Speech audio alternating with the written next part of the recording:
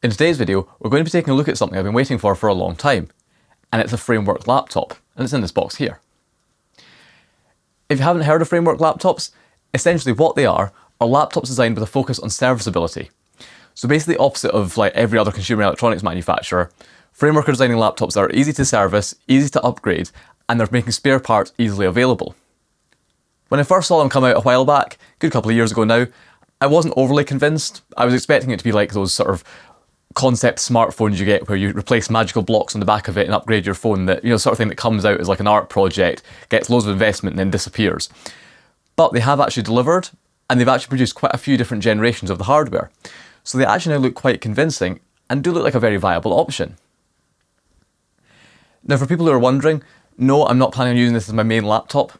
For that I've got a 16-inch M1 Max MacBook Pro, and simply I like macOS, so I'm not going to be replacing that. However, for some things, I do need Windows or Linux. So for a while I've been using these Dell Latitude E7470s. I got them from work when we decommissioned them. And they work fine, but I absolutely hate them. The keyboard's dreadful, it's weirdly unstable. This one recently I was using it and it just lost the BitLocker key in the TPM and locked me out of Windows. So I kind of just gave up on them.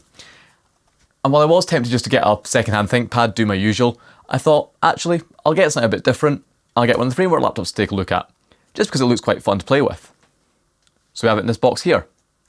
So I've already opened the box up just a little bit, because I was expecting there to be a box inside the box, but actually, as soon as you open it up, you start seeing the parts of the laptop, which is quite nice, saves wasting material. And what's quite interesting is you can see here, it already comes in parts. So there's the bezel, there's the input cover, etc. We'll take a look at what you get. That's because the Framework laptop's available in two different versions. You can either buy a pre-made version or a DIY kit.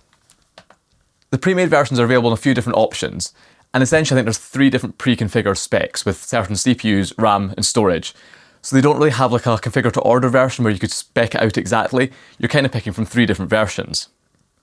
With the DIY kit on the other hand, you can pick all the different parts and specs that you want, and I wasn't sure what they would ship it like, but essentially they seem to have actually shipped it ready to be assembled in different parts, which is quite cool. So the version I went for here was the base model, which has an i5 1340p CPU, which I think's quad core, well, 4 performance cores, 8 efficiency cores, and that's really all I went for. I just went for the base model. At the time of ordering, you also have the option to add in storage and RAM. However, I didn't, because obviously it's got a DIY version, so it comes ready to be assembled anyway. And simply put, I could buy the storage and RAM cheaper elsewhere. So I bought the SSD and RAM we'll take a look at later. It was just cheaper than buying it from Framework, but you can buy it from Framework. However, as far as I'm aware, it would just come in the box as a part anyway. It wouldn't come pre-installed. And cost-wise, for everything in this box, excluding the storage and RAM, I paid £934. So it's not cheap, but I'm a firm believer in not buying the cheapest laptop available or buying laptops purely based on the spec. I'll buy something based on the quality and things like upgradability. And with this, I'm happy to pay a premium for the higher quality parts potentially, the nice screen that it seems to have that we'll take a look at, and also that serviceability is worth money to me. So let's take a look at what we get in the box. So first of all, up here there's this little envelope stuck on. I think it says something in the order about a pre-order gift or pre-order bonus or something, because this was a pre-order thing, it comes like stickers or something that are in here. Because essentially for this I had to pre-order it. As for the ordering process, it was quite good. So you placed the order, it was a £100 deposit that was refundable, and then after a couple of months they emailed me saying, right, your order's ready to ship, and then charged the remaining amount to the credit card they had on file. And then the whole shipping process was really good. When they emailed me saying it was being shipped from Taiwan, I thought it was going to take weeks, but it actually arrived in like 3 or 4 days, which was pretty impressive. And then before it arrived, they actually sent me an email explaining how to install an operating system on it. Now obviously that's something I know, so it's not really a huge deal, but it was really nice to give that information for people who might not actually understand that kind of stuff. They provided a fair bit of information on how to install Windows and Linux on it and all that kind of stuff, which was quite nice to see. So here we've got this little, this sort of pre-order bonus kit they gave you. So some stickers, more stickers, a little patch that's quite cute. I think it's that adhesive, I'm not sure. A little patch that's quite cute. And then a sort of manual here, which I presume will detail the assembly process of it. Or actually it's maybe just, oh yeah, there you go, yeah. So the sort of assembly process you'll need to go through, and then a bunch of just boring legal and compliance stuff as well. That's kind of what you get in that bit there. So now let's take a look at more exciting stuff, which is the parts itself. So move this back here and see what we get. So first of all, we get the bezel and we get the input cover kit. And then under here, we see the laptop. So I think I was expecting to get more of a pre-assembled laptop with just the storage and RAM missing, and I'd have to take it apart, put the parts in and put it back together. But what they've done here actually seems to make sense, because when you order it, you can pick different colours of bezel, and obviously you can pick different keyboard layouts. So what they've done here, it seems quite nice from a stock control perspective, is they seem to just have pre-assembled laptops with just each of the 3 CPU options, so just 3 different versions of the laptop itself. And when you order the DIY kit, you get whichever CPU you ordered in the laptop, and then separately they include the keyboard you went for and the bezel colour you went for. So that's quite nice. Makes sense. So under here we have the laptop itself. Feels pretty light, but obviously it's not got half the parts in it yet, so that would explain that. So that comes out there. And it's nice to see like there's not much like, at least so far, there's not much like plastic in this. Like even this is wrapped in paper, not plastic. So that's quite nice. So as you can see on the bottom there, DIY edition.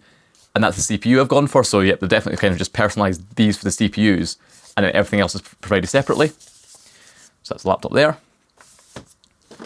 Then we get this box of accessories here. So we'll take a look in here. This should include a few extra parts. So open this up. You can see we have a screwdriver, which is quite nice. This is a very small Torx screwdriver. As far as I'm aware, this is the only screwdriver you need to service this entire machine. And then the end of it is like a spudger. Makes it a little bit sharp to use, but it's quite nice to have. So yeah, you've got a spudger on the end there, and it's got a framework logo on it like that. That's quite neat. And then finally in here, you have all the I/O cards. So looking at this diagram here, I presume if you ordered an SSD or RAM with the machine as well from Framework, that would come in this box as well, but obviously I've bought those separately. So this is the other neat thing that the Framework laptops have. The I/O is actually modular, sort of. So essentially on the machine itself, we'll take a look later, you've got these 4 spaces here for the I/O cards. And essentially each of those is just a USB-C port, but embedded and recessed on the machine. And then what you essentially get here is almost just dongles, but dongles that you'd install into the machine, and they provide a port on the end.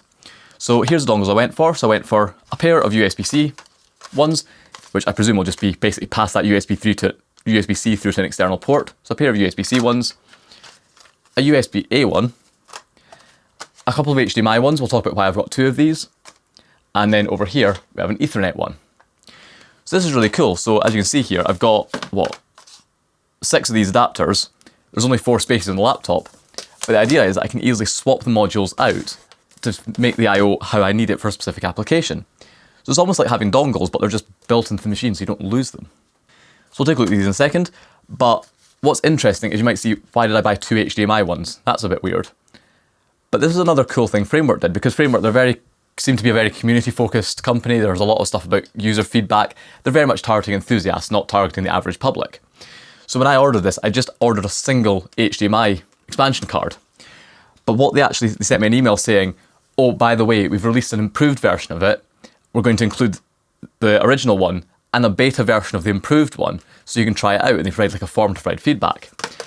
As far as I'm aware, the difference is that one of these has lower power consumption. I think the original one had an issue where it would drain power in standby, so they've apparently fixed that. So there's 2 different versions here, and yet right enough, one of these has a -2 on the end, so that's the new one. This is the original one. So that's kind of nice. So they've identified the problem, they've fixed it, but they've obviously not been confident enough that the fix is like definitely production ready. So they've included the fixed adapter, but also still included the original adapter I ordered as like a sort of backup. So that's one there. Can't remember what one was that. That's the original one. So that's there, you can see, yep, just I think it's aluminium, plastic on the back, and it's just USB-C to HDMI. So that's the original one, and then this should be the updated one here. Basically identical apart from presumably a changed part number on the back. Yep, see, 2nd gen, that says on it, whereas this doesn't say 2nd gen. And this is one they've apparently improved. And what was also quite cool is that when they released this fix, they also provided information on Twitter for people that already have the 1st generation of this adapter, how to modify it to apply the fix. I think it involved like soldering a wire inside it. So it's kind of cool. They're very kind of open with schematics and how to fix things and about their development process. That was quite cool. So that was nice that they actually did include the updated adapter and the original one and kind of enrolled me into like a beta program, which is quite cool. So that's two HDMI adapters there. Additionally, there's going to be USB-C adapter. I'm sure we can work out what this is going to look like. Yep, it's just USB-C to USB-C. We'll maybe pop these open later and see what's inside them. Presume this is just going to be a straight pass-through. We've got USB-A one here. So USB-A to C. And then finally we have Ethernet here. They also have one that's a micro SD card reader. They've got a DisplayPort one, and they've also got a couple of storage cards that are basically this without a port on the end. And then they've got a 250 gig version and a 1 terabyte version. So essentially it's like a USB flash drive that's built into the machine. Price-wise, these do vary. So the basic ones, the USB-C and USB-A ones, they are, I think, £9 each. The HDMI and DisplayPort ones were £19 each. And the Ethernet one is, I think, was £39, I think.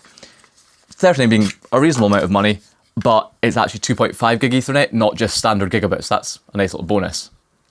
Now the Ethernet one, it's plastic, looks a bit interesting. And as you can see, it will protrude from the machine. So we'll see how bearable that is, but yeah, it's nice to actually have a way to have built-in Ethernet, even if it does protrude a bit. So those are the modules I've gone for there. And then the one I've dropped on the floor. So what I'll now do is we'll clear all this out of the way and take a look at the exciting part, which is the laptop itself. Actually, before we take a look at the laptop, a couple more things to take a look at. So we've got the display bezel and the keyboard. So the display bezel is available in 3 different colours. I just went for the boring black one, but you can customise it. And of course you can swap them out later. And as I mentioned with Framework, the spare parts are all very affordable. So it'd be really easy and relatively cheap to go and buy an additional screen bezel in a different colour. Even things like replacement screens, they're kind of targeting the parts at like, not a point they're not going to make a profit on it, but they're not gouging the price knowing that you're desperate to buy a new replacement part. The replacement parts are very fairly priced, which is actually really refreshing to see when I'm used to the price of like parts on on regular machines. So here's the bezel here. Again, wrapped in paper, really nice to see. It is just a very thin bit of plastic, although that's basically what you'd expect. So just screen bezel like that with a couple of privacy buttons for the camera and microphone. That's quite nice. That's up there. And then the input cover kit as well, which is the keyboard. So that's in here. Also, obviously there's a lot of different keyboard layouts you can buy. And having previously owned a MacBook with a butterfly keyboard, an easily replaceable keyboard is a very nice thing to see. So that's it here. Get that out of the way. Get that out. More cardboard, and then the whole thing's wrapped in paper. Okay, so this has a touchpad in it as well. Wait, don't know why I'm surprised, that's obvious. Of course it has a touchpad in it. But, yep, that comes out. And here, we have the top case. So this is actually probably the first impression I've of any material. Feels pretty nice. It's all aluminium. So that's the keyboard. So yeah, that feels pretty good. It's not the most amazing keyboard I've ever used, but it feels fine. Also, it's not in the machine, so of course it's going to be a bit more flexy than it would be when it's actually installed. But yeah, that's the keyboard there. And it's quite clever what they've done here with the keyboard layout, because when I first saw this come out, I just thought it's going to be one of those products that comes out in America and they'll never release a version with an ISO keyboard. It'll always be an ANSI keyboard layout. But they actually now have an ISO keyboard. And what they've done that's quite smart is they've made the aluminium is the same part that would be used for ANSI and ISO keyboards, but all they've done here is they've just shaped this key differently. So the enter key on the UK and ISO layout is two rows, with this sort of cut out here. On the ANSI version, I presume they'll have the enter key will be wider here, and then they'll have another key here, and they'll just have another sort of lower down bit of plastic. So that's quite a clever way of doing it, where they've kind of just made the aluminium universal between ISO and ANSI keyboards, and just adjusted the keyboard underneath to suit. That's quite clever. And if you look underneath here, obviously you've got the touchpad there, but you can also see the keyboard is screwed into this. It's not welded or riveted in. And this is something they sell. You can either buy a complete replacement top case, or you can just buy a replacement keyboard for cheaper. So if you break the keyboard, you can just replace the keyboard, not the entire top case. So that's nice for the environment. You don't have to replace top cases unnecessarily just to replace a broken key, for example. So that's that there. Power button there, and I think that also has a built-in fingerprint reader as well. So that's quite nice. And of course that's I think it's just one cable connecting to the main board, I think. Looks like it, yes. Yes, the keyboard connects to this board, and goes into one cable. That's quite nice. So now with all that out of the way, we can now take a look at the laptop itself. So get all that packaging out of the way. Here we have the machine. So flip it over. Again, all wrapped in paper, which is nice to see. Let's get in here. I am so excited to see this. I've been waiting far too long for this delivery. So yeah, really excited to see what this is like.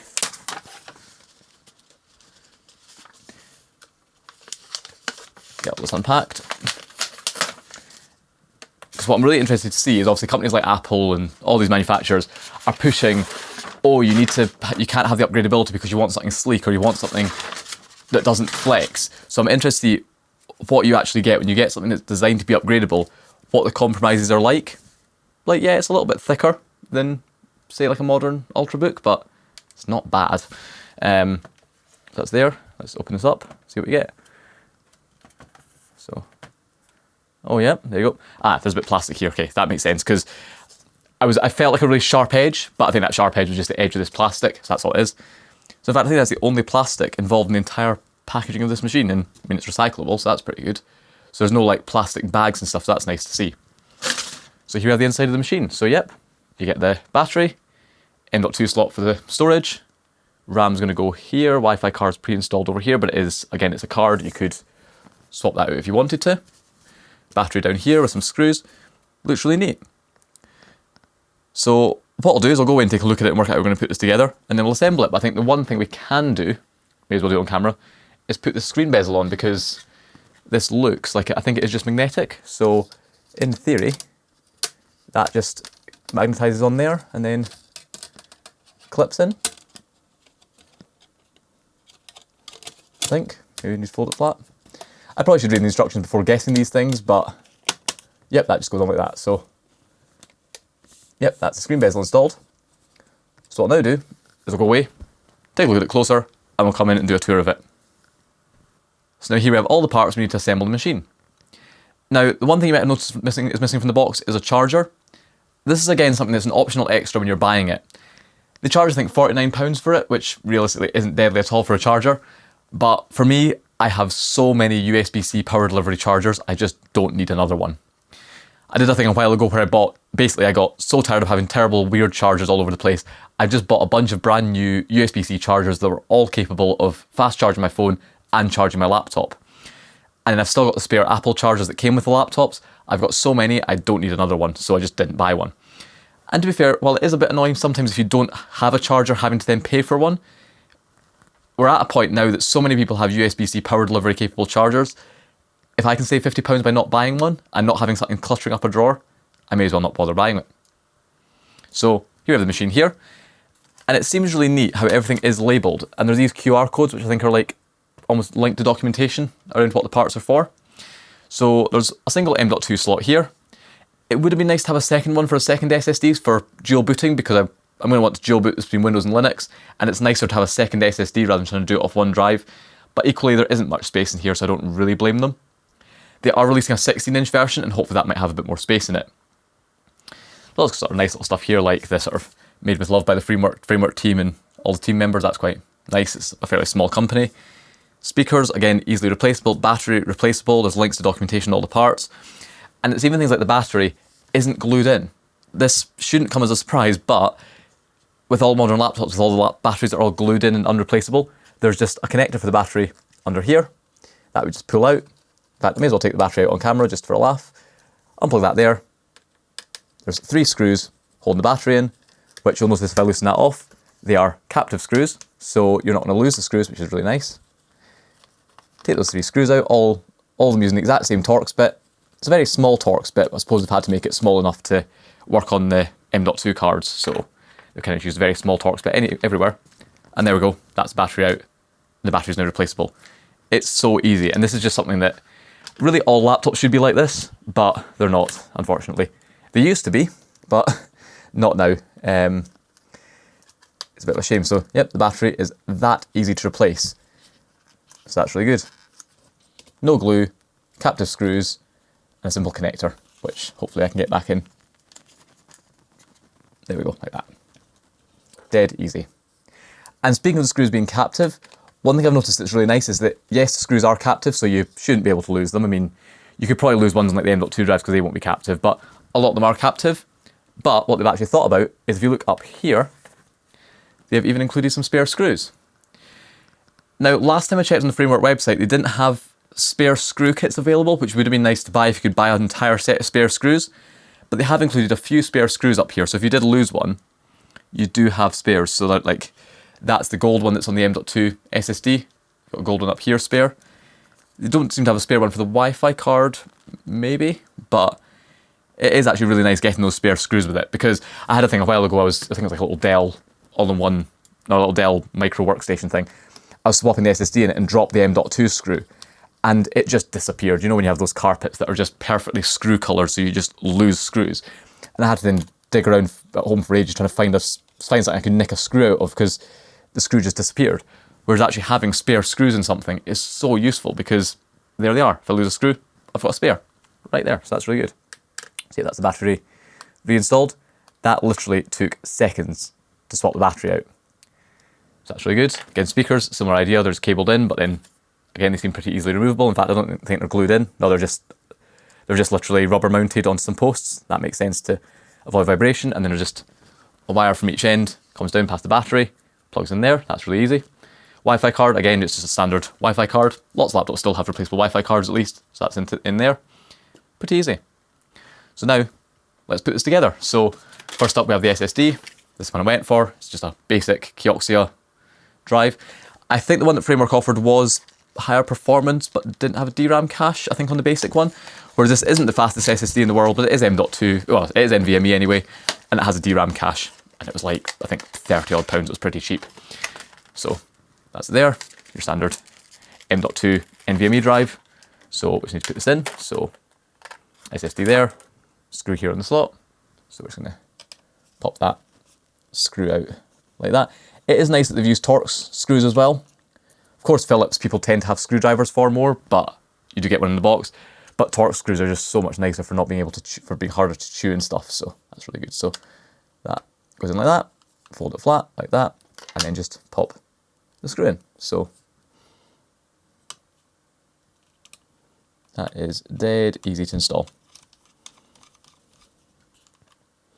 I mean, I don't know why I'm surprised about the SSD being easy to install. M.2 drives are easy to install. This isn't something Framework have done. They've just made it replaceable. They've not designed this to, this is a standard experience for fitting an M.2 SSD. It's just nice that it actually takes an M.2 SSD rather than being glued or soldered on. Here's the RAM I went for, so it's just a pair of 8 gig sticks to make a 16 gig kit. DDR4 3200 MHz, that's the maximum that Framework say this supports, and it's equivalent to what they were offering at the purchase point.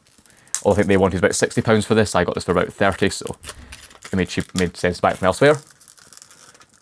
Get this open.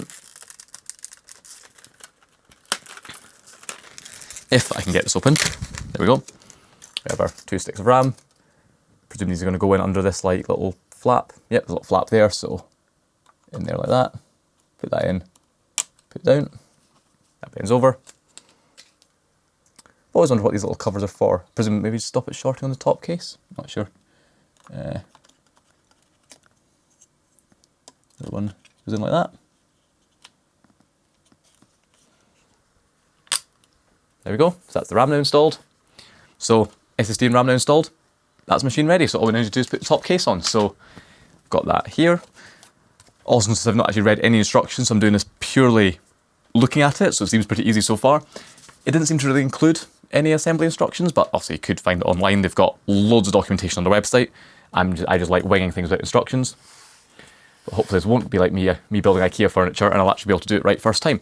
So connector here that's going to go into the motherboard, so that looks like it goes in here. So that there will just hopefully push down like that. Yep, there we go. It's obviously much easier when there's not a camera in the way. That plugs in there, and it's got a nice little pull tab on top for lifting it off, so that's good. So in theory, all we need to do is put this on. So, oh, that's magnetic. That's really nice. It's snagging on something here, but that's magnetic. So whereas a lot of laptops nowadays, in fact most of them, would use really fragile plastic clips to try and hold this in place to stop it moving before the screws are in, this is magnetic. That is so much nicer, because the problem with these plastic clips is they break super easily. Oh, trying to what is the snagging on? But that's it now. think it was just, there's some cables there for the Wi-Fi antennas, and it's snagging. Right, it's snagging on something. I'll take this off camera and try and figure out what it's snagging on, just because I can't really get in here with the camera in the way, so take a look and come back. Okay, I've sorted it. It was just like a few cables going from the screen down to the main board. There were just one that moved out, so I just tucked it in, that's got out of the way. But yeah, what I was saying is it's so nice having these magnetic clips, because the problem with laptops now is a lot of them have those plastic clips that are so fragile. I remember a few years ago buying a ThinkPad T440S brand new, and back then it was, you know, the RAM was replaceable, and it was one of those things that was cheaper to buy it with the base RAM and upgrade it later. So I did that, and the first thing I had to do was take the bottom off, and I snapped one of the plastic clips on the brand new machine just because it had them everywhere. Whereas this being magnetic, it'd be interesting to see how durable it is in terms of like being, you know, stopping the machine flexing. But it means that base is now basically on there, but I can lift that off and it's securely held, but there's no clips. That is really nice. So in theory, all I need to do now, is with that put in like that, is just screw the bottom on with those screws, which again are captive, so they were already in place there. So all I need to do is do up these screws on the base, and then put the machine together. So how many? 5 screws on the bottom, another one there. Oh, make sure that's down before you shut the screen. That would be a thing you do need to be careful with. I basically almost shut the laptop there, but this had lifted up slightly again, and it was kind of caught on the screen and almost bent it. So just be very careful if you're trying to close the hinge without the bottom fully screwed on. But again, get these screws all in. Been pretty well so far. I mean, obviously I'm filming this, so it's taking longer, but if I was doing this without filming it, I'd have this machine to be together and running within like 5 minutes, if that. So get the last screw in there. There we go. That's the top case on. In theory, it will now shut. Yep, there we go. And I was just thinking there, actually, I do appreciate how it's how you access all the internals by taking the top case out, not a panel on the bottom. Because obviously most laptops, especially when they're used to be upgradable, you had to take the bottom panel off to get to all the parts. And it meant that if you needed to replace the keyboard, you had to take the entire motherboard out and fully dismantle the machine. But if you think about it, what part on a laptop do you need to replace more often? The keyboard or the bottom case? Well, the keyboard, because the keyboard can fail, keys break off, that kind of stuff. The bottom case, you don't really need to replace it if it was cosmetically damaged. So getting into this machine by taking the top case off means that keyboard replacements and trackpad replacements are going to be so much simpler than on most laptops where you have to take the bottom case off and take the motherboard out and use that to get back to the keyboard. But yep, that's it all there. It's all put together. It's now easier to open because with the keyboard in, there's a little bit here to get your thumb in. I shut it at one point without the top case in. It was a bit fiddly to reopen, but that's fine now. So for a test, can we open it one-handed? So if we do that there, oh, get a finger in there. That. Yep, can open it one-handed, that's good. I hate it with a laptop when you try and open it and then the whole bottom comes up like this and you can never do it, whereas that opens one-handed, which is good. And this is one of the improvements that they made on this generation of Framework laptop. And it's why I deliberately pre-ordered a new one rather than buying one of the slightly discounted previous generations they had. Because on this one, they've put stronger hinges in. Because I think previously people were saying if they had it on like say on a train or something that was moving, the screen would slowly wobble and go back, whereas this hinge is a lot stiffer, but still opens one-handed. And this also has a matte screen, which the other one didn't have. The other one was glossy, so that's pretty nice. So yeah, that looks really, really good. But then when talking about parts now, about how they've updated the screen, updated the hinges, Framework make those new parts very easily accessible. So if you had an older laptop, and then people have reported the issue with the hinges being a bit loose, Framework have released updated hinges on the newer machines, you can actually buy replacement hinges for your older machine for pretty reasonable prices. So yep, that's it there, ready to go. All we need to do is put in the IO modules. So let's see, we'll do a couple of USB-C on the left-hand side. So that just slides in like that. There's a button there, presumably to release, I think. Yep, that does take it out. It's just a little bit stiff, so you kind of push that down, and then I found the spudger on the end there helped. That comes out like that. That's good. You could probably do it with your finger if you wanted. So I'll do the other USB-C here, like that. And then the other side we'll do USB-A and HDMI. So find the new HDMI adapter, not the old one. So that's the second gen there. So put that in there. And that's the I/O sorted. So we've now got two USB-C on that side, and then USB-A and HDMI on this side. So in theory, we're now ready to power this up and then install an OS. So let's see. Don't know if it's got battery power out of the box. Just see, I suppose. Let's turn it on and see what happens. Nope, nothing right now, so I'll go and get a charger and plug it in. Okay, so I have a charger, so I'll plug this in. In hindsight, I maybe should have put a USB-C on each end so I could plug it in from either side, but I can change that. That's very easy to swap. So plug this in here. First time I've ever powered this on, so we can see if it blows up or if it works. So that's plugged in. So now, moment of truth, let's try and turn it on and see if it works. Oh, it's lit up, that's a good sign. So hopefully, this will mean it's not going to boot, it's just got a blank drive in it, but hopefully we get a display.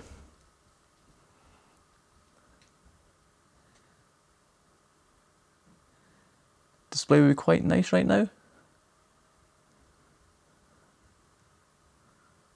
Please.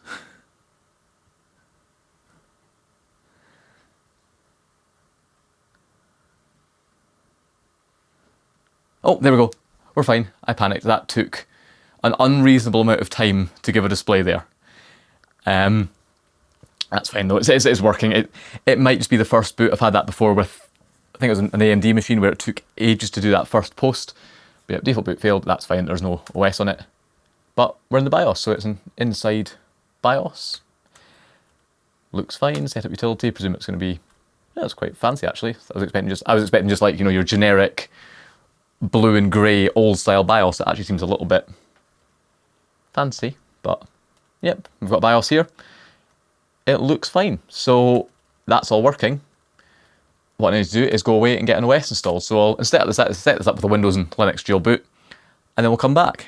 And after that, I'll also try and use it a little bit as well before I come back to kind of get my impression of it and how I feel about it and what the performance and quality feels like. But so far, at least from what I've seen so far, the quality seems pretty good. I really quite like it. So yeah, time to go away and get this set up, then we'll come back. And we're back. So as you can see, I've got this thing set up. So I've installed a dual boot with Windows 11 Pro and Ubuntu Linux. So that's all set up here.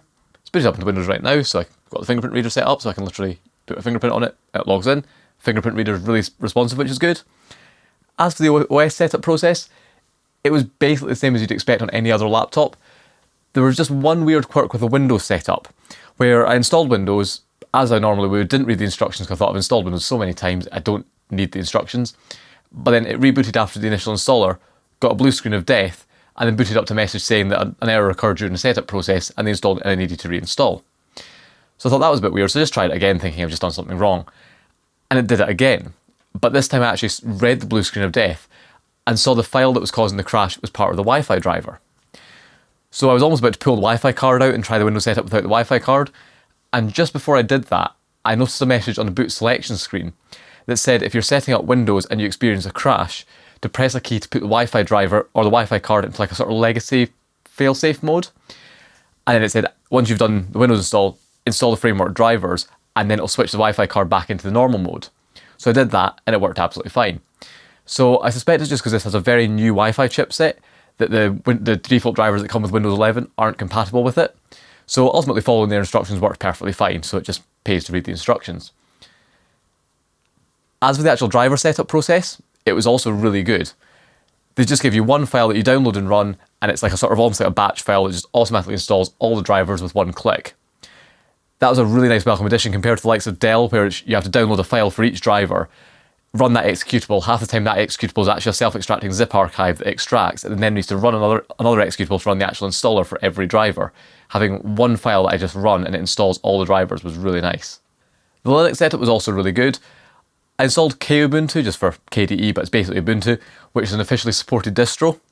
Essentially, out the box, they support Ubuntu and Fedora as officially supported, and they've also got sort of community support for other versions of Ubuntu that aren't LTS, Manjaro, and I think Mint. And what's really good with Ubuntu and Fedora, and potentially community ones as well, is they actually provide quick start instructions for once you finish your install, how to get everything working. And to be honest, there wasn't much setup I needed to do. There were just a couple of commands they gave. I think one to like disable the ambient light sensor to make the brightness keys work, a couple of things with the trackpad, some stuff for energy efficiency. But it was really good to give you that. So it's literally a case of install Linux, run these commands, and your machine's ready to go. And sure enough, it all works. So what do I think of the machine? I really like it. Obviously I bought this machine just for occasional use in projects where I need a Windows machine, but I've actually found myself over the last week just using this laptop day to day. Just, you know, if I'm sitting on the couch and I just need something to do some web browsing, I've actually just been picking this up to use it and just get a bit of practice with it. And to be honest, I really like it. Now, without sounding like a snob, just to be completely clear, I am used to a MacBook Pro. That's my normal laptop. So there's probably going to be a few gripes I have with this that are not actually that bad. It's just not as good as a MacBook Pro. Because things like, yes, people complain about Macs, but there are some things that the Macs do really well. Trackpads, speakers, general overall build quality and sort of overall feel.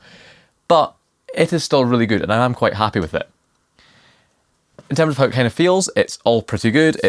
There's not much flex in it, which is good. Obviously, a lot of companies that make unupgradable machines are like, oh no, you can't make it easy to open because it'll have too much flex. To be honest, there is very little flex in this. I've seen much more flex in PC laptops, so that's pretty good. Screen folds flat, which is also really nice. I hate laptops where it only folds part way, including Macs. Having a screen that folds flat is really good.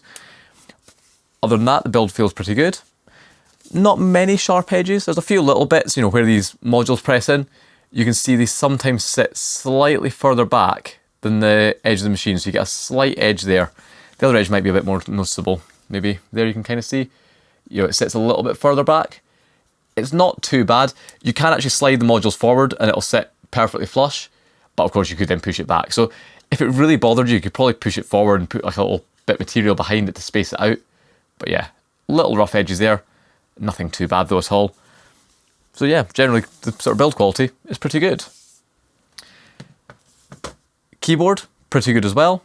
Generally pretty happy to type on it. It's not the best keyboard I've typed on in the world, but definitely not the worst. I've typed on butterfly keyboards before. So the keyboard, again, perfectly usable. Decent size, decent key travel, decent feel. Seems pretty accurate. One little minor thing I found with the build quality that is definitely not a problem with it, it's just entirely a me thing, is this screen surround is magnetic, which makes it really easy to take on and off. It's a really good thing. It means you don't have to break little plastic clips. The only problem is, it's a really good fidget toy, because you can pick the corner of it, peel it off and go, wee, and it's really fun to play with, and I just find myself sitting picking at it, and I'm a bit worried I'm going to break it. Now, on the plus side, I can get replacement parts for it, so that's not too bad, but it is just a bit annoying that I do find myself playing with that. In fact, the other day I was using my MacBook after using this and found myself picking at the screen surround, expecting it to do that, so I've definitely developed a bit of a habit with that, which is a little bit annoying, but other than that, it's pretty good. And to be fair, that does make it really nice and maintainable. Speaking of the screen surround, at the top of the screen you also get these two privacy buttons along with webcam and an ambient light sensor. So it's not got any sort of Windows Hello IR camera type thing, but it does have a webcam and it's actually really good quality. I mean, webcams are always a bit rubbish, but compared to a lot of modern webcams, this is actually pretty good. A little bit grainy, but perfectly sharp. Definitely a lot better than many webcams I've used. You also get a couple of privacy buttons that are quite nice. So you've got one for the microphone there, and one for the webcam, which are quite nice to have. So that turns off the webcam. You see the webcam's turned off. Windows now is now showing an error saying that the camera can't be found. It's literally disconnected it at a hardware level. And then if we switch the webcam back on again, the camera will come back. So that does seem to actually disconnect the webcam at a hardware level, which is quite good. Now, it would have been nice if this was more of an actual shutter that pushed over the camera. That surely would have been doable in this kind of form factor, but it's nice to have at least something. I would have rather have it be a physical cover, but it does work. But what I found is actually quite clever is how they've implemented this. Because I've put all this together and afterwards I was sort of sitting using it thinking, how have they made these line up perfect, these little plastic things on this screen surround, line up perfectly with a switch on the PCB underneath? Surely that's really fragile. You know, what if you switch it off, lift it off, and then then slide the bezel on again and put it on with the button misaligned from the switch underneath? That's surely not that surely must be a really fragile mechanism. But then I realised what they've done. So these are switched off, the camera's not working as you can see here. But what if I peel the bezel off? The camera comes on. That's because this is not a switch. It's actually a light gate. So we look at the PCB under here, you can see you've got a little light gate here for the webcam privacy, here for the microphone privacy. If I block that, let's use like a bit of material that's actually going to block it, so I'll just rip a bit of my notes off because I wasn't prepared for this. So I take a little bit of paper like that. So all you need to do is there's a little light beam in there. It's a bit hard to do. But if I block that, there you go. Webcam's gone off. Unblock it. webcam comes on. That's kind of neat. I mean, it's not the most exciting thing in the world, it's just I thought it was quite a novel way of doing it without being able to make a thing that the switch in the front can control without having to have an actual mechanical link between a switch here and a switch on that PCB. So that was kind of cool. And of course, in true framework fashion, if you ever broke this board or needed a new webcam, that part's very easy to replace, and they sell replacement parts at a reasonable price. And in fact, the kind of idea of being able to get replacement parts for this is kind of interesting. Because at one point I was testing this out, I was calibrating the screen to test that out, we'll talk about that later, and I was just, being a bit clumsy and rushing around, and at one point I dropped my calibrator on the screen. Now, the screen was absolutely fine, thankfully, but my immediate reaction was, oh no, I've broken the screen, that's a disaster, I'm going to need to buy a new laptop for the video. But then I remembered that if I did actually break the screen on this, it's not unaffordable to get a replacement part. It certainly wouldn't have been ideal if I'd broken it, but for this, a replacement screen's £179. Not insignificant, but compared to like a MacBook where if I broke the screen on that, you'd be looking at 700, 800 odd pounds for an entire replacement top case. If I had actually broken the screen on this, it wouldn't have been the end of the world. I'm not going to try and break it, and I'm going to be a bit more careful when I'm testing displays with a calibrator in the future, but being able to get replacement parts, it's kind of changed my perception. With my MacBook, I'm always like coddling it, thinking I cannot damage a single part of this because if I do that, it's unaffordable to repair. With this, I can actually do that, and that's actually quite nice. It's a weird mindset change I found using this. Not that I'm being careless with it, but knowing that if something goes wrong, I can get a replacement part. So that's all very positive. However, it's not entirely perfect. There's a couple of little issues I found. Nothing major, but we may as well talk about them. So the first issue is the speakers. They are dreadful. Now obviously I say that coming from a MacBook, which has very, very good speakers, but I'm not saying that these are worse than a MacBook. I'm saying these speakers are borderline unusable. I'll do an audio comparison now just to let you hear, but genuinely, my smartphone sounds better, and I'll put that in the comparison so you can hear it. I can't put my finger on it. They're not tinny. They're just... The best way I could describe them is if you're ever watching a film and they've got a character listening to an old AM radio in the film, and the sound from that AM radio is deliberately has an effect put on it to make it sound like an old AM radio. That's what this sounds like. It sounds like an AM radio deliberately made to sound like an old AM radio. It's just, there's like a really weird, narrow frequency response. I can't quite put my finger on it. It just sounds dreadful. And while that means, music's definitely out of the question, I thought, well, it'll at least be fine for just like occasional media consumption, watching a video, something like that. But even then, I've tried to occasionally watch a video on this. I've just been sitting on YouTube and I've wanted to find a random YouTube video. Even just someone talking sounds really bad. It sounds like over like an old phone or a walkie-talkie. It's even just fatiguing just to listen to someone speaking on it. So I was thinking, the speakers, when I first listened to music and found it was bad, I thought, the speakers, they'll be fine for video calls. I'll say they'll be fine for video calls when I make the video. But even then, I think even a video call on this would sound quite annoying after a while. And it's a bit of a shame because the webcam is great, but the speakers are just really, really bad. So we'll jump in now. I'll do a quick comparison between this laptop, my phone, my MacBook Pro, and just an old Dell laptop as a comparison for like a basic laptop. And we'll see what it sounds like. But yeah, the speakers on this are quite impressively bad.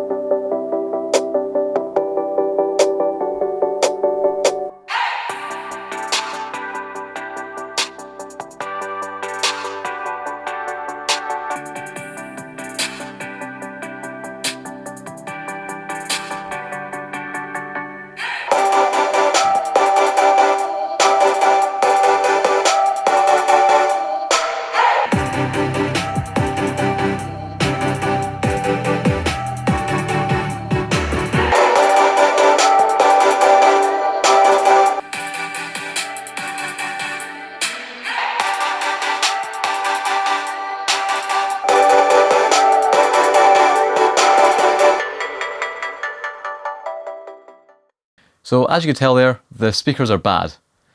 They're better than nothing, but I mean, they're really not much better than nothing. However, not everything's bad. In fact, one good thing about this is the screen. So looking at this, it looks a bit interesting because it's not a 16:9 or even 16:10 aspect ratio. It's a 3:2 aspect ratio. So while it's not quite as square as say 4:3, it's a lot taller than a traditional 16:9 or 16:10 display. It takes a bit of time to get used to because when I first use this, I keep thinking of it as being like a 4:3 machine where you can't really have something side by side. Whereas this is high enough resolution and wide enough that you can still reasonably have two things side by side on it. However, it's just so much taller, you get a lot more space to read stuff without having to scroll. So once you get used to it, it's really nice. It does mean that say 16:9 video content is a bit letterboxed, but you do quickly get used to it. Now of course I'm used to the mini LED display on my MacBook Pro, so coming over to this you do notice the sort of backlight bleeding through the letterboxing that you don't get on the MacBook, which also has a taller than 16:9 screen. But you do get used to it, and the screen is pretty nice to use. It has a resolution of 2256 by 1504, which definitely feels like the kind of sweet spot that you'd want for this. You can easily run it at 100% scaling, and while stuff is small, it's still perfectly readable, but you might want to scale it to about 125% to get a comfortable experience. But it's not stupidly high resolution like 4K, they've not tried to do that and do something that'll just drain the battery life. It seems like quite a sensible resolution.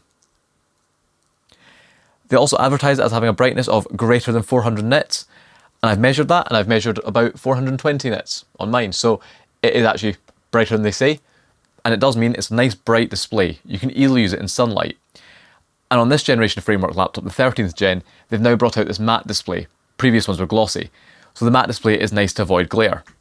And again, the benefit of being a Framework laptop is if you've bought one of those previous laptops with a glossy display, for £179, you can buy a new display and swap it in. Now, because I can, I did go in and do a bit more testing of the display. So I tested it with this Color Monkey color calibrator. I bought this for a future video, possibly one of my next videos or the one after. An interesting or very boring project, depending on what you're interested in, so stay tuned for that. But I used this to calibrate the display. So we've got some results here. So if we go in closer, I'll try and explain what these are. Bear in mind, I am not an expert in this. This is the first time I've really used this properly to calibrate a display, so I may be talking absolute nonsense here. But I've used this with software called DisplayCal on Linux to calibrate a display. So if we look over here, we can see we got 98.42% coverage of sRGB, which is basically what they claim. They claim it has 100% coverage of sRGB.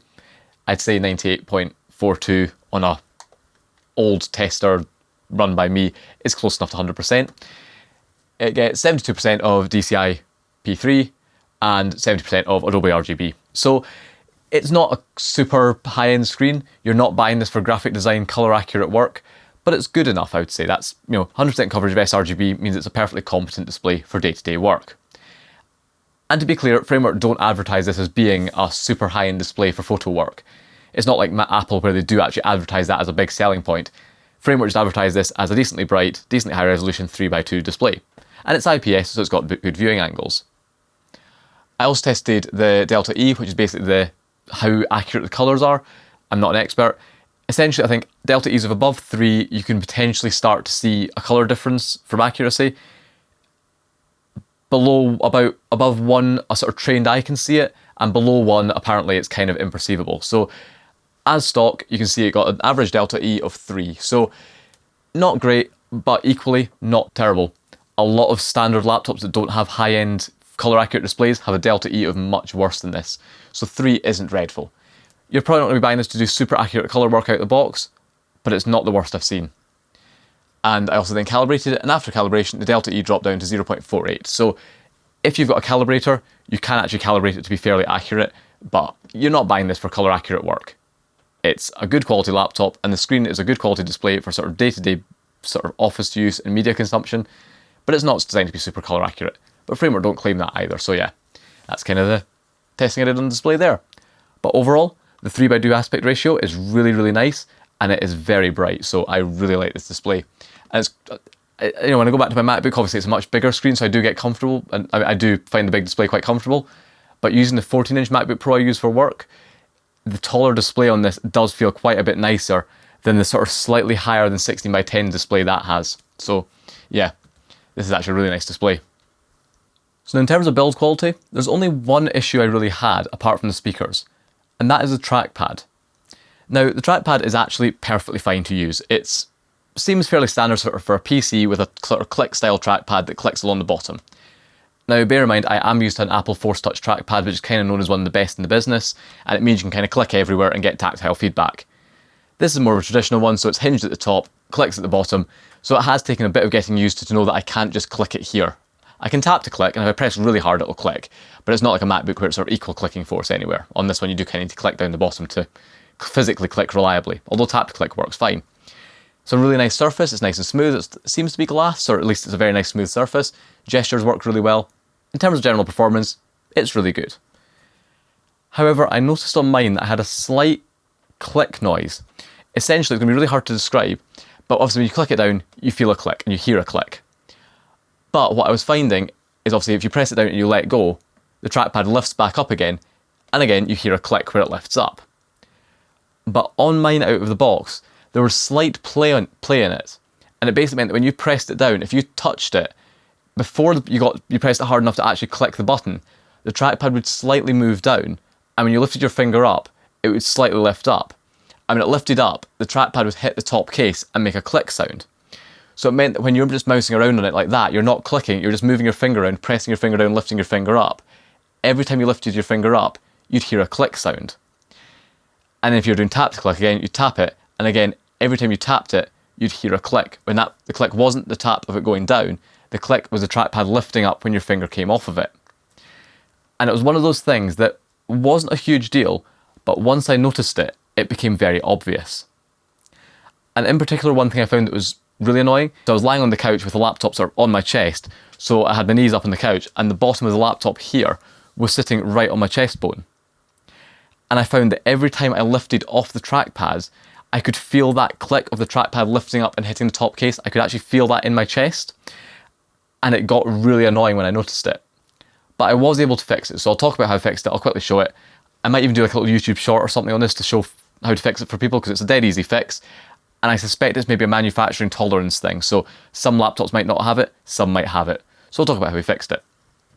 Of course, it's a framework laptop, so it's very easy to open, so we'll just flip it open and flip it over and take the screws out. To do the entire build, I used the screwdriver they gave you, just to try it out. And also, while fiddling with it, I actually realised it has a Phillips bit in it as well, so it's actually got both, which is quite good, because there are a few Phillips screws. It's generally Torx to take the machine apart itself, but once you start getting the more finer components apart, there is a few Phillips screws. And lift off the top case, so top case comes off, hinges forward like that, and then we can just unplug it from the motherboard, there, like that. So all I've done now is I've removed the top case, and we'll take a look at how you repair it. So over here, you can see there's this little bit metal that sticks out from the side of the trackpad, and that's what was causing the issue. When you click down, that moves away, and when you lift up, that comes out.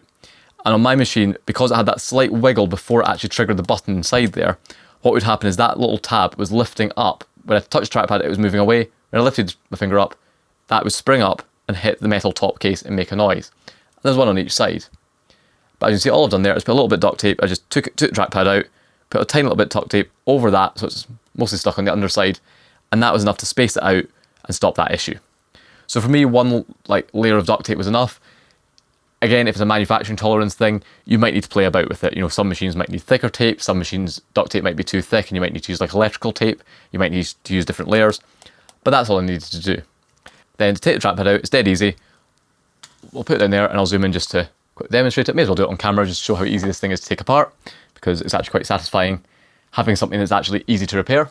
So let's bring it in. There's some Phillips screws we need to undo, so there's one here. And yep, their included Phillips bit fits that. So yeah, you need Phillips for this. Take these two screws up here out. Take these two Phillips screws down here out.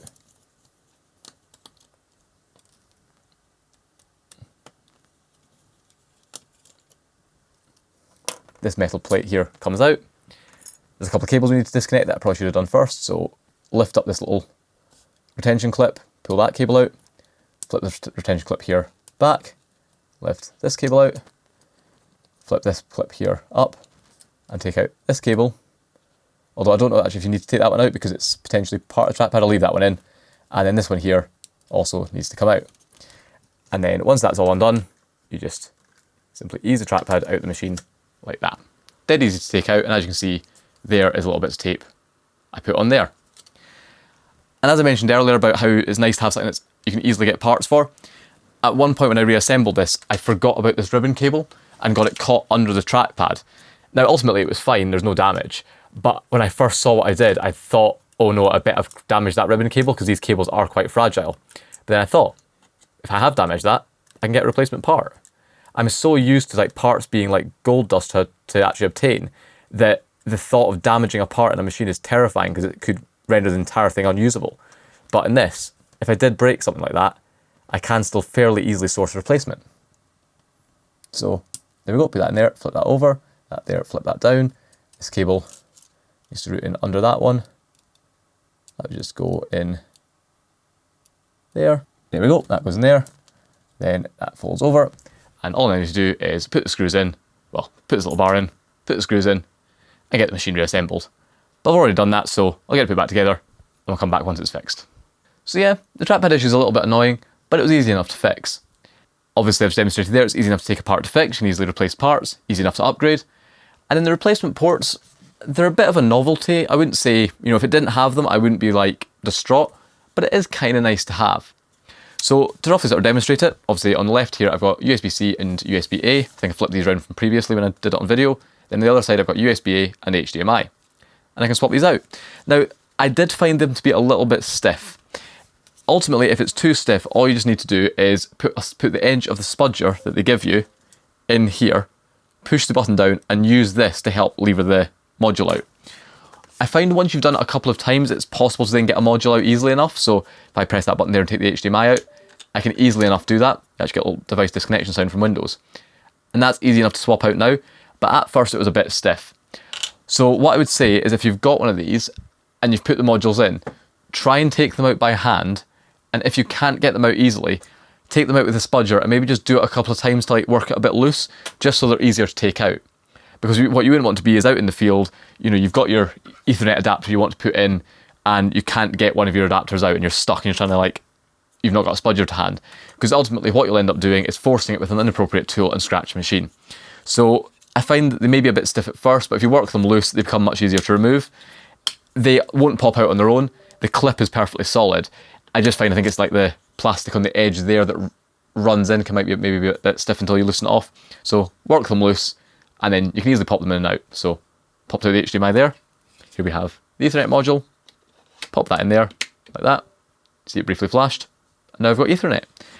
And it is a bit annoying that it protrudes from the side of the machine, because you get those flip down Ethernet connectors nowadays, but they are a bit fragile, and ultimately it's a bit hard to manufacture it into a module like this probably. But ultimately it's pretty neat in there, and I wouldn't be too worried about that. Obviously you wouldn't put it this side down in a bag, but I honestly wouldn't be worried about folding the laptop shut and putting it in a rucksack with this sticking up. That would be perfectly fine.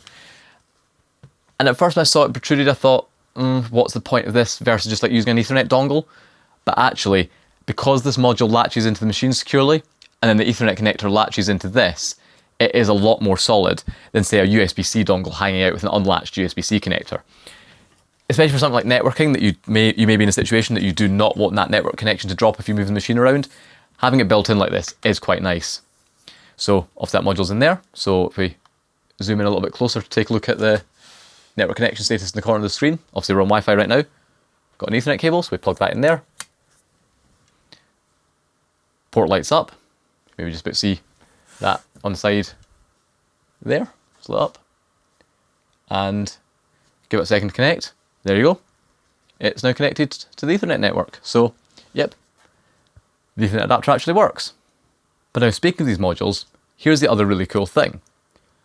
Obviously, if you've bought a framework laptop, you're going to be buying a bunch of these proprietary modules, and you may think, well, you're buying a lot of these that are proprietary to this laptop. But ultimately, if you look at that, it is just a USB-C module. And for example, the Ethernet adapter, again, if we pull this out, just pop that out like that. Obviously it's a USB device, so it's hot pluggable. And again, it is just a USB-C module. So these are not actually proprietary to Framework. The only proprietary thing is obviously the form factor of how it will actually slot into the machine. But essentially this is just a standard USB-C to 2.5 gig Ethernet adapter. This is just a USB-C to HDMI adapter. So you can actually use them with any machine. In fact, as a demo, here we have my MacBook Pro, and here we have the Framework Ethernet adapter. So as you can see, we've currently got no USB devices connected, but if we plug that into the side of the MacBook, it's actually a pretty solid connection. If you want to let this connect, it shows up as a Realtek USB 10100 1 gig 2.5 gig adapter. Hit allow, and sure enough, if we refresh this information, there we go. It shows up as a USB device. And as you can see, it's connected to a 5 gigabit USB interface, which makes sense for a 2.5 gig adapter. And sure enough, if you look here, USB 10100 LAN, we are now connected to the network. So yeah, even though this is obviously a proprietary form factor of adapter, it is just a standard 2.5 gig Ethernet adapter. So that means you can use it in your Framework laptop, but if you're not using it in that, or you ultimately stop using the Framework laptop and get a different laptop, it works perfectly fine as a standard USB-C Ethernet adapter. So what we'll now do for a final bit of fun is we'll pop open a couple of these adapters and see what's inside them. Okay, so here are a selection of adapters to take apart. So we've got the Ethernet one here, we've got the USB-A to C one, the USB-C to C one, which will be very simple, and the USB-C to HDMI one. So we'll start off with the most boring ones and work our way up. So I think the most boring one is going to be the USB-C to USB-C adapter, because that's just going to be a straight pass-through. So we'll quickly pop it open. So to take these apart, there's just a pair of Torx screws on either side, or on one end, so just pop that out. And what's quite cool is obviously these are the official Framework ones, but I have seen people 3D printing their own adapters, so either people that make their own PCBs can do it, or I've even seen people just buying like a USB-C to whatever adapter that they want, and like cutting down the PCB and 3D printing an enclosure and making it into a Framework module. They do seem quite easy to do. So once you've taken those screws out, all you do is just push the bottom away from the front. So like that there, and the bottom will just slide off like that. So that comes off and it comes out. So here we have the PCB in here. I don't know why I'm really taking it out, because it's the USB-C to C one. It is so simple. It's, you know, not even funny. So we'll just take that out there. Take that one out. There's a couple of screws holding it in. And if you look inside here, you can see literally all it is a PCB that passes USB-C to USB-C. There isn't even, there's like a position for like some capacitors there. They aren't even populated. It is literally just a cable. The only interesting thing I found inside these is, if you look in there, it says BizLink. So it seems that BizLink is the OEM of either the entire machine or these modules. I think presumably these modules. I've not seen BizLink mentioned on the machine itself, but I presume they're the OEM of these modules, which is quite cool to see. So that's USB-C to C one. Okay, so that was the USB-C to C one out of the way. That's definitely the most boring one. Now with the USB-A to C, I can almost certainly say what's going to be inside this, because ultimately it's just going to be a USB-C to USB-A adapter. Essentially, it'll be a straight pass-through. However, USB-C, because it can support different power delivery standards, it does, generally a USB-C device would put certain resistors across a couple of pins inside the USB-C header, and it uses those resistors to determine what voltage it wants. Now, because obviously a USB-A connector is always 5 volts as standard, what this will probably contain is just going to be basically the same as the other one, as the other pass-through ones. However, it will probably also contain a couple of resistors just to set it so that the USB-C port on the Framework outputs 5 volts. And that's what you need for the standard USB-C connector. So if we take this out here, take a look at what we get. As you can see there, very similar PCB, except this time you can see up here we have a resistor, and that will be setting it to so the USB-C port outputs the appropriate voltages. There's also a couple of tiny little capacitors there. They'll just be for some sort of noise suppression or whatever. Seems to be some sort of test points on the back there as well. I suppose it makes sense to have them. But yeah, basically the same thing, just has a resistor in place to force the USB-C port to output 5 volts. So that's fairly simple. So we'll get that out of the way. I'll reassemble all those later. Next up, let's take a look at the HDMI module. So this is the 2nd generation one. This is one that they've just made some changes to improve the power efficiency of it. In particular, I think it's power efficiency when the machine's in sleep. So we'll pop these 2 screws on the bottom out. Take a look inside. This will be a bit more interesting. This will have some level of active circuitry inside it, because it's not just a straight pass-through adapter. So pop this out here. There we go. And then again, pop the bottom off. And as you can see there, yep, there's a chip inside that. So again, I'll pop the board out of the case just for consistency, just because I've done it to all the others, but I don't know if there'll actually be anything on the bottom of this. Presumably something, but nothing that exciting. But if we pop this off, see what we get. So, yep, get this out of the way. Take this out. And I'll quick look at it off camera just to look up any part numbers, and then we'll come back. Okay, so I've gone away and taken a look. So, also on the top here, you've got that main chip there, and that is a Parade PS186 HDM. This is a DisplayPort to HDMI adapter, or interface. So what this will be doing is it'll be using the USB-C port in DisplayPort alt mode to output DisplayPort, and then this will be converting DisplayPort to HDMI, which makes sense. So I don't know what you get in the DisplayPort adapter. I presume maybe you just wouldn't get that at all, and the DisplayPort will be connected directly through to USB-C. Not sure, but yeah, that's what you have there. And on the underside, there is actually one more chip.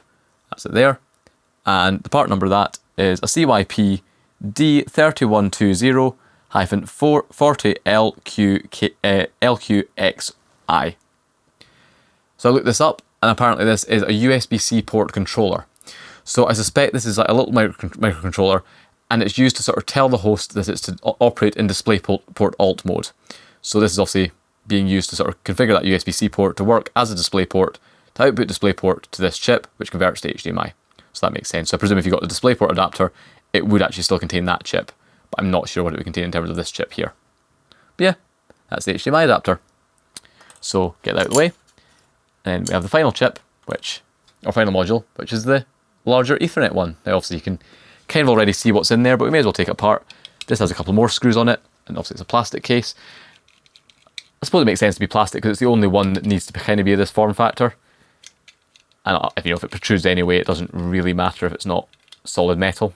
It still feels pretty good quality. So take those out there, and then take out screws on the end, and then we'll pop this open and see what's inside. I think I mentioned earlier, but it is nice that this is a 2.5 gig Ethernet controller.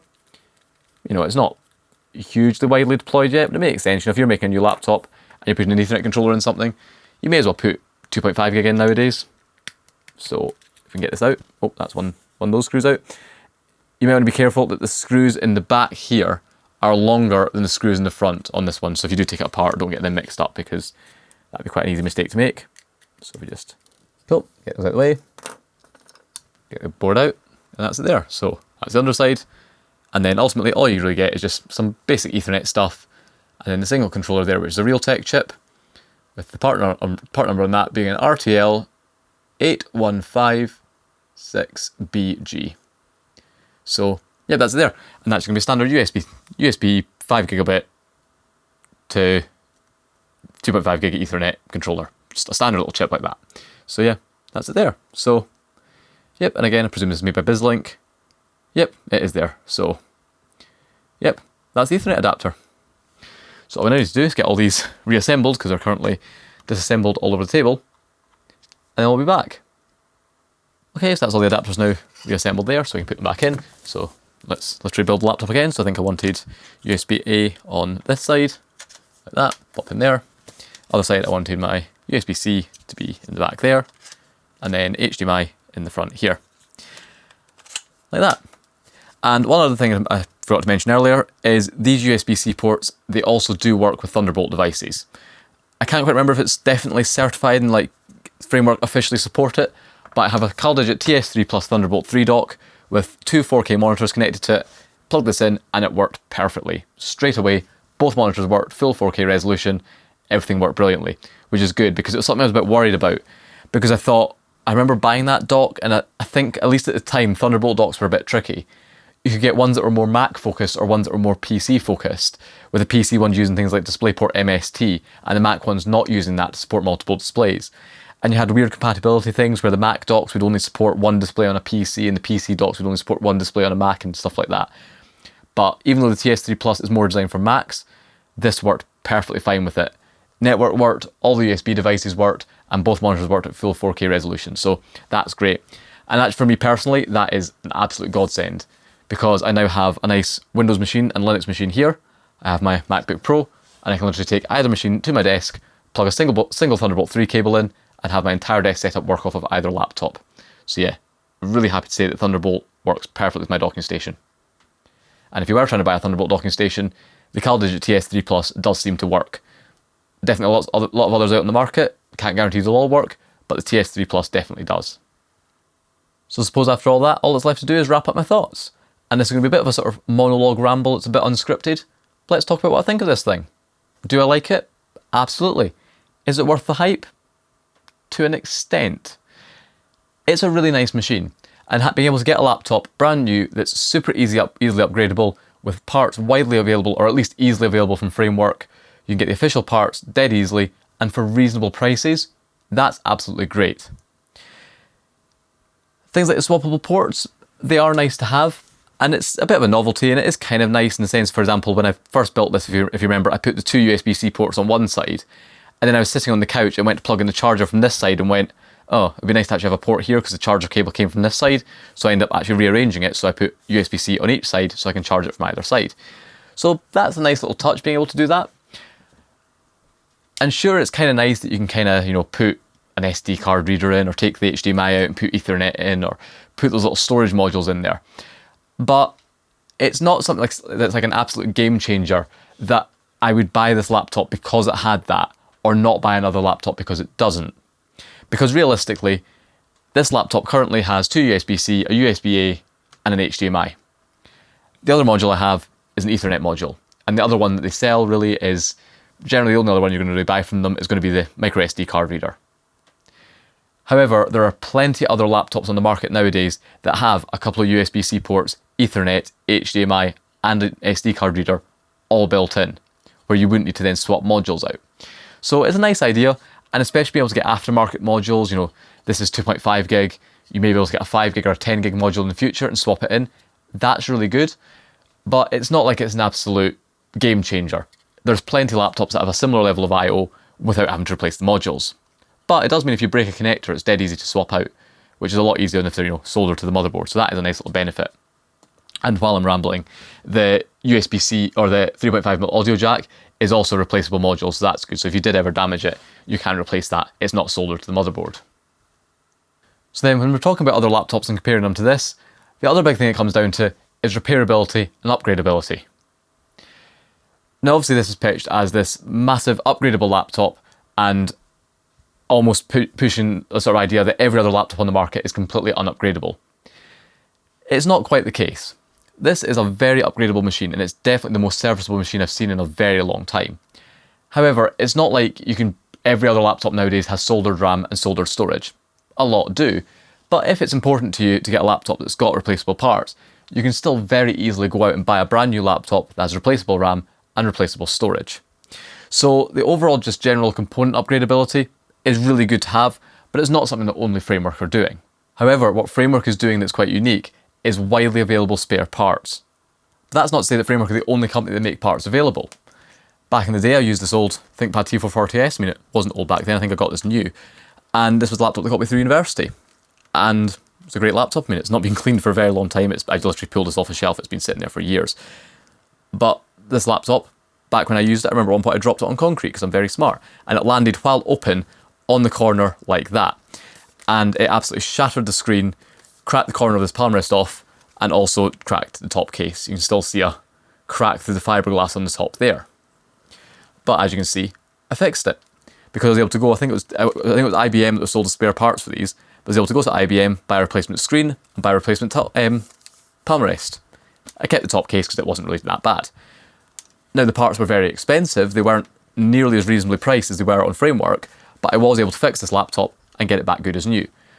Now I don't know if that's still the case with Lenovo, but at least back then, and I'm pretty sure now, you could still get spare parts for these. So Framework's not unique in supplying spare parts. However, the parts are very reasonably priced. On that ThinkPad, I think the new screen was like £400, £500 for the sort of touchscreen assembly. It's £179 on this. Likewise, you can easily get replacement batteries, you can get replacement touchpads, you can get an entire replacement top case if you want, you can replace the top case or just the keyboard. The parts are much nicer, much easier to get hold of, and that's what Framework's doing that's quite unique. It's not making a machine that you can easily upgrade or easily take apart, although they've definitely focused on that a lot better than other machines. This ThinkPad had a lot of little plastic clips you had to undo, and they're very easy to break. But what they're doing that's really good is making spare parts easy to get and affordable. And that's really nice to see. Now the other thing people talk about this is the upgrade path in terms of motherboards. And it's something that's nice to see, but I'm kind of in two minds of. So what Framework have done is across every laptop they've done so far, the motherboard form factor has stayed the same. So if you had an original Framework laptop, you could buy a new 13th gen motherboard with a new 13th gen CPU, take it and put it in your original Framework laptop. And that sounds great. You can actually now upgrade the CPU because realistically, no laptops now have socketed CPUs. So being able to actually upgrade your motherboard is really nice. But I do kind of question how many people actually want to do that. Because sure, every generation of Intel mobile chip is slightly better performing than the last, but it's not anything absolute game changer. Now it might be quite nice because they are about to release AMD motherboards for this. You could potentially take an older Intel machine and put a Ryzen motherboard in, and that would be a nice performance upgrade. But I don't know how many people are really going to want to upgrade the CPU in their laptop. Because by the time that your laptop's becoming old enough to really benefit from a CPU upgrade, it's probably getting a bit scruffy in terms of the case. You might want a different screen anyway, you might want a different form factor. You might want to just buy a new laptop. And obviously people talk about the environmental side of, oh, you don't need to buy a new laptop, just buy a new motherboard. But in some ways I would kind of question the logic or if that is actually really as beneficial as it sounds. Because sure, in a few years' time I could buy a new motherboard, swap it into this case and keep everything else the same. But ultimately what that means is the motherboard that is in this currently would end up sitting in a drawer gathering dust.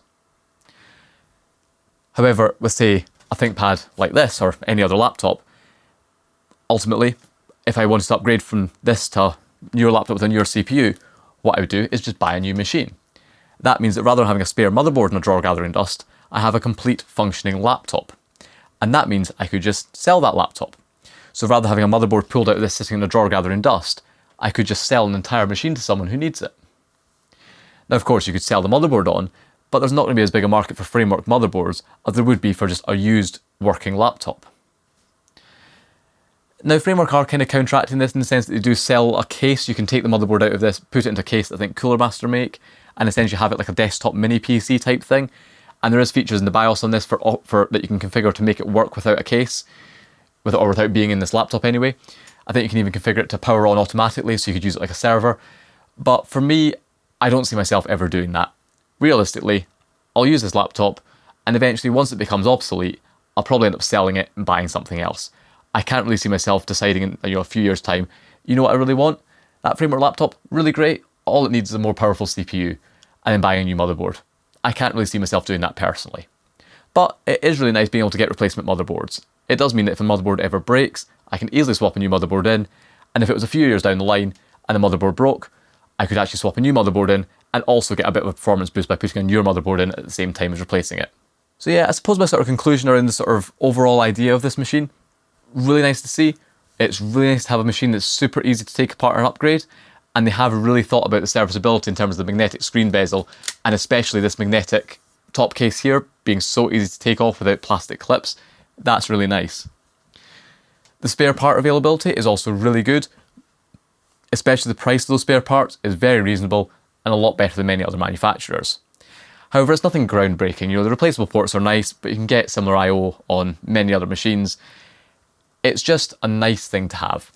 It's not groundbreaking, but it is still a very nice idea, and it's a very nice laptop. So yeah, that's it there. So hopefully you found that interesting. It was quite a long video demonstrating all this, but I wanted to kind of go into a lot of detail and kind of cut through some of the hype and just give a sort of objective review of this as someone who has paid, quite a lot of money to buy one of these myself. But overall, yeah, it's a very nice laptop. I'm really looking forward to keeping using it, and you'll probably see it in a few videos. The next few videos do involve Windows machines, so I'll need to pull this in and use it. So yeah, really excited to use this going forwards. But yeah, hopefully people found that interesting. And all that's left to say is thank you very much for watching.